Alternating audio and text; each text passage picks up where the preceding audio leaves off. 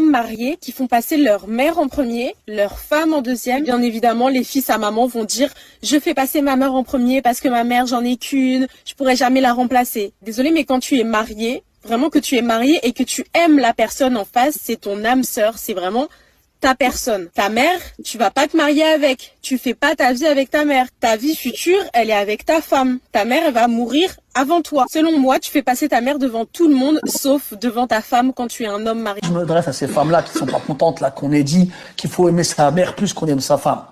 Même si on a précisé que c'est pas le même amour. D'accord?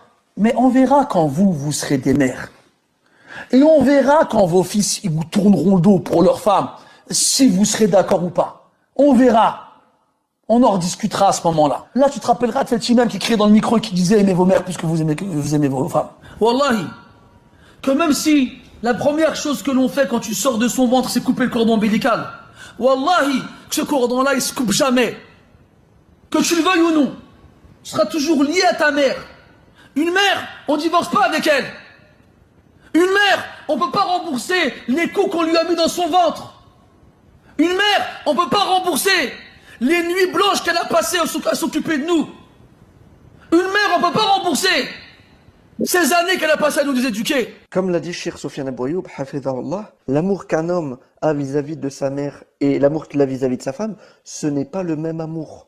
Maintenant, oui, l'amour que l'on a vis-à-vis de nos mères sera toujours supérieur et plus élevé qu'à celui qu'on a vis-à-vis de nos épouses. Maintenant, ce n'est pas parce qu'on dit ça que nos épouses, on ne doit pas les aimer et qu'on ne doit pas être bienveillant avec elles et qu'on ne doit pas être excellent. Comme le prophète alayhi salam nous dit d'ailleurs dans le hadith, que le meilleur d'entre nous est le meilleur avec, eh bien, son épouse. Et ici, ce que je trouve malsain, c'est qu'avec ce genre de discours qu'a tenu la sœur, eh bien, ici, ça ne pousse qu'à mettre la fitna dans les couples, dans les foyers. Ça ne pousse qu'à créer une ambiance malsaine. Et ici, créer une rivalité entre les épouses et les mamans. Alors que chacun, en réalité, a sa place.